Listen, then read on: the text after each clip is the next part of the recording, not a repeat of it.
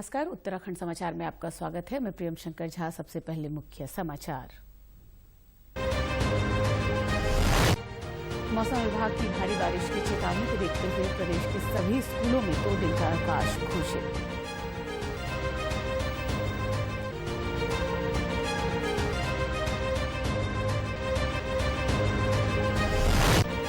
मुख्यमंत्री पुष्कर सिंह धामी ने हरिद्वार में जल भराव वाले क्षेत्रों का किया स्थलीय निरीक्षण।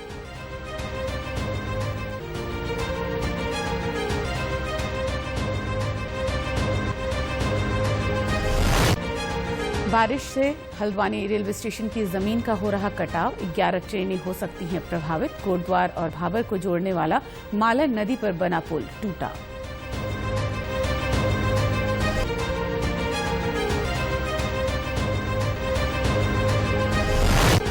और केंद्रीय स्वास्थ्य मंत्री मनसुख मांडविया ने छात्र छात्राओं को दिया लगातार नया सीखने का संदेश। एम्स ऋषिकेश के दीक्षांत समारोह में हुए शामिल।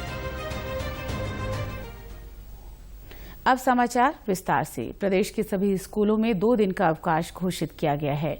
मौसम विभाग ने भारी बारिश की चेतावनी जारी की है, जिसको देखते हुए कल और परसों सभी स्कूलों की छुट्टी रहेगी। वहीं प्रदेश के विभिन्न हिस्सों में लगातार हो रही बारिश से जनजीवन प्रभावित हुआ है। पर्वतीय क्षेत्रों में जगह जगह भूस्खलन के कारण सड़कें बाधित हैं और निचले इलाकों में जल भराव की स्थिति लगातार बनी हुई है। देखिए खास रिपोर्ट। मुख्यमंत्री पुष्कर सिंह धामी प्रदेश में बारिश और आपदा पर लगातार नजर रखे हैं। आज उन्होंने हरिद्वार में जलभराव वाले क्षेत्रों का स्थलीय निरीक्षण किया और अधिकारियों को राहत और बचाव कार्यों में तेजी लाने के निर्देश दिए। हरिद्वार जिले के लक्सर और रुड़की बारिश से सबसे ज्यादा प्रभावित हैं। आपदा सचिव रंजीत सिन्हा ने बताया कि प्रभावित क्षेत्रों में राहत और बचाव कार्य किया जा रहा है। साथ ही जरूरत की सामग्री उपलब्ध कराने को व्यवस्था की गई है। वहीं आवश्यकता पड़ने पर हेलीकॉप्टर भी स्टैंड बाय पर रखा गया है। पानी निकासी के भी प्रयास किए जा रहे हैं। लक्सर और रुड़की एरिया में ज्यादा ये बारिश हुई है और उसके कारण पानी जम गया है। उसके लिए जो भी 2-3 काम अभी हम सबसे इम्पोर्टेंट इसको हमको करना है। एक तो लोगों को जो प्रभावित हैं उनको खाना पहुंचाना, पानी पहुंचाना। दूसरा है जो हटाए जाने की आवश्यकता है जिनको, उनको हटाया जाना। और तीसरा है जिनको हटाना है उनके लिए जो रिलीफ सेंटर्स बनेंगे उनके लिए वहां पर खाने पीने, किचन वगैरह की हमें व्यवस्था करना और रहने के लिए जो भी सुविधाएं वो करना। वहीं कुमाऊं मंडल के पहाड़ों पर बारिश के कारण गौला नदी का जलस्तर बढ़ गया है।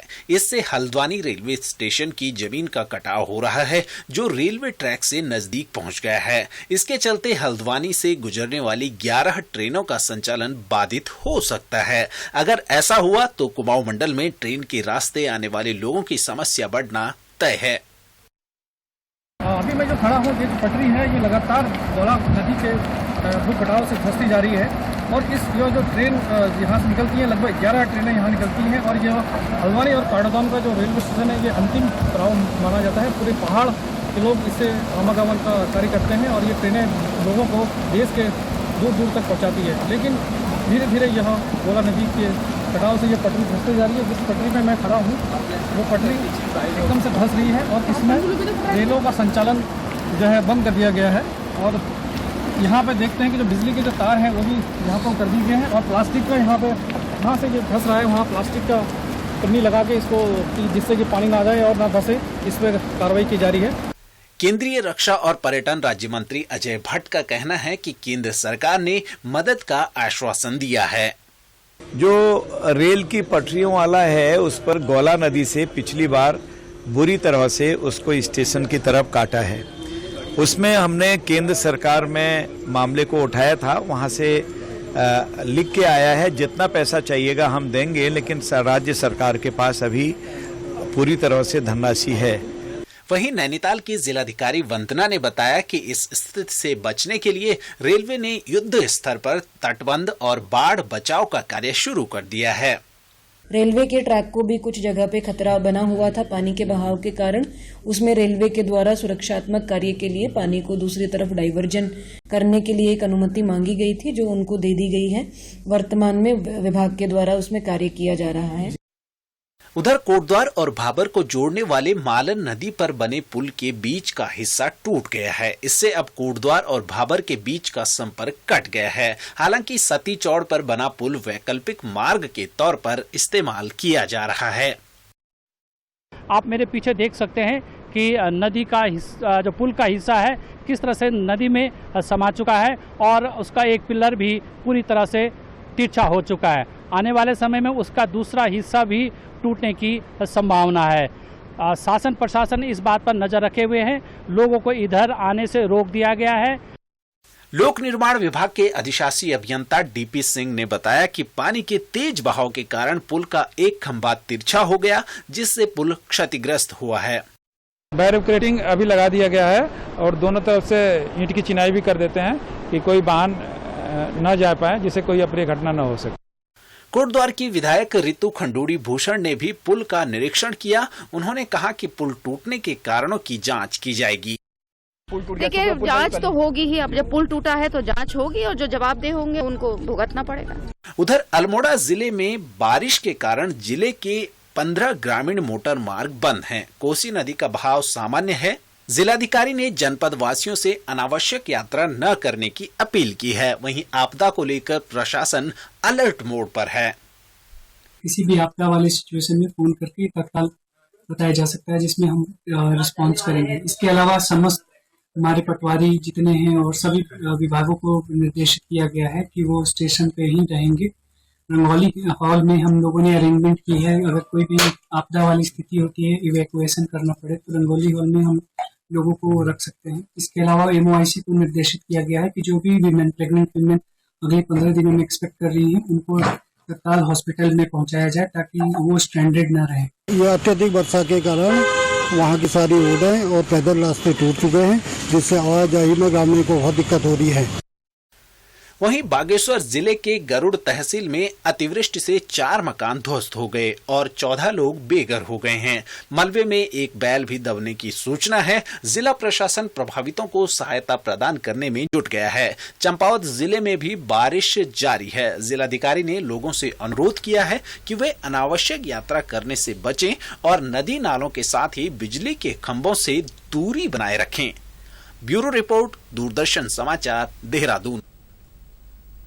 मुख्यमंत्री पुष्कर सिंह धामी ने आज सचिवालय के आपदा कंट्रोल रूम में अधिकारियों के साथ बारिश से होने वाले नुकसान को लेकर समीक्षा की। बैठक में मुख्य सचिव के साथ कई विभागों के अधिकारी भी शामिल हुए। मुख्यमंत्री ने बाढ़ से प्रभावित क्षेत्रों में अधिकारियों को मुस्तैद रहने के निर्देश दिए। उन्होंने कहा कि हरिद्वार के लक्सर क्षेत्र में सबसे ज्यादा फोकस किया जा रहा है, क्योंकि वहां बाढ़ से कई गांव प्रभावित हुए हैं। भारी बारिश की वजह से रेलवे सेवा भी प्रभावित हुई है। हावड़ा ट्रेन को रोक दिया गया है, जिसके लिए अतिरिक्त 20 बसों का इंतजाम किया जा रहा है। हिमाचल प्रदेश में फंसे उत्तराखंड के लोगों के लिए कंट्रोल रूम का नंबर भी जारी किया गया है। मुख्यमंत्री ने कहा कि जरूरत पड़ने पर सेना का भी इस्तेमाल किया जाएगा। अखिल भारतीय आयुर्विज्ञान संस्थान ऋषिकेश में आज 3रे दीक्षांत समारोह का आयोजन किया गया।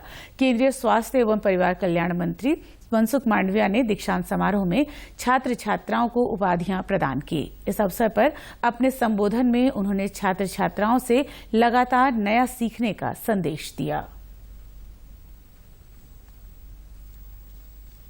जिंदगी में पढ़ाई कभी खत्म नहीं होती है। Learning is a life process. Learning हमेशा लाइफ टाइम तक होता है, हमेशा होता है। जो सीखते रहते हैं, जो बदलते रहते हैं, वो प्रगति करते रहते हैं। जो सीखना बंद कर देते हैं, उसकी लाइफ शायद जीवन के रूप में चालू होगी, लेकिन सचमुच वहां उसका विकास समाप्त होगा। एम्स के प्रेसिडेंट प्रोफेसर समीरन नंदी ने कहा कि आज के समय में डॉक्टरों की छवि खराब हुई है। उन्होंने उम्मीद जताई कि एम्स से उपाधि लेने वाले सभी डॉक्टर अपना कर्तव्य ईमानदारी से निभाएंगे।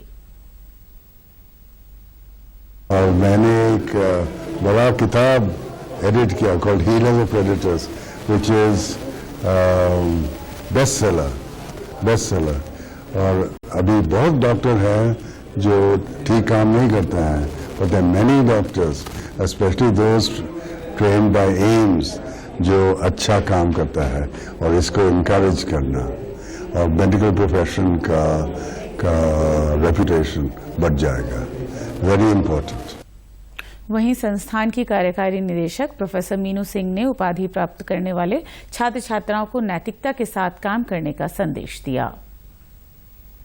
इन सब स्टूडेंट्स से हम ये एक्सपेक्ट करते हैं कि वो एक नैतिक तरह से अपना व्यवहार करें और जो प्रैक्टिस करें, क्लिनिकल प्रैक्टिस करें, वो एथिकल हो और वो जीवन में आगे अपनी स्किल्स भी डेवलप करें, लेकिन उसके साथ साथ अच्छे एटीट्यूड्स भी डेवलप करें ताकि पेशेंट्स जो हैं उनको अच्छी से अच्छी इलाज और एक सद्भावनापूर्ण वातावरण में उन्हें मिल सके। ये आयोजन कोरोना महामारी के बाद 3 साल बाद किया जा रहा है। दीक्षांत समारोह में 1041 छात्र छात्राओं को उपाधि प्रदान की गई। साथ ही 30 गोल्ड, 2 रजत और 2 कांस्य मेडल प्रदान किए गए। 2017 से 2020 बैच के कुछ अन्य छात्र छात्राओं को भी उपाधियां और मेडल प्रदान किए गए। उपाधि लेने के बाद छात्र छात्राओं ने अपनी खुशी का इजहार किया।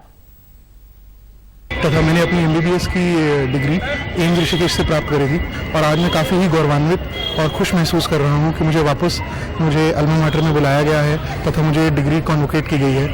और एज अ डॉक्टर मैं बस यही चीज़ कहना चाहूँगा कि हमारे लिए जो ये डिग्री है ये एक सेवा का रूप है जिससे हम।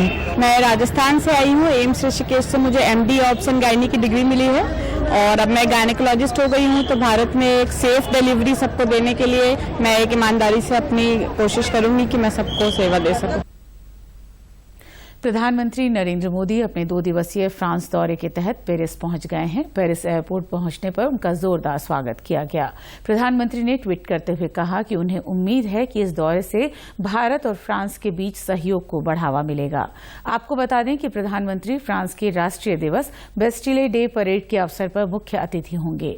भारत की तीनों सेनाओं की एक टुकड़ी परेड में हिस्सा लेगी। इसके साथ ही प्रधानमंत्री राष्ट्रपति मैक्रों के साथ औपचारिक बातचीत भी करेंगे।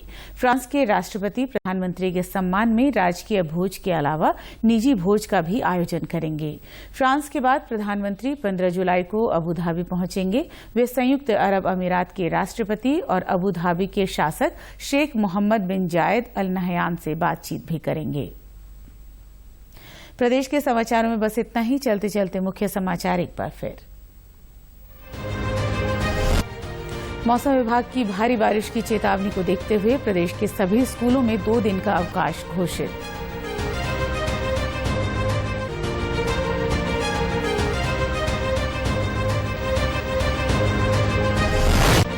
मुख्यमंत्री पुष्कर सिंह धामी ने हरिद्वार में जल भराव वाले क्षेत्रों का किया स्थलीय निरीक्षण।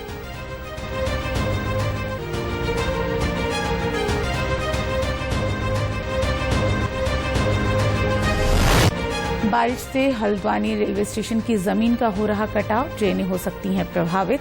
कोटद्वार और भाबर को जोड़ने वाला मालन नदी पर बना पुल टूटा।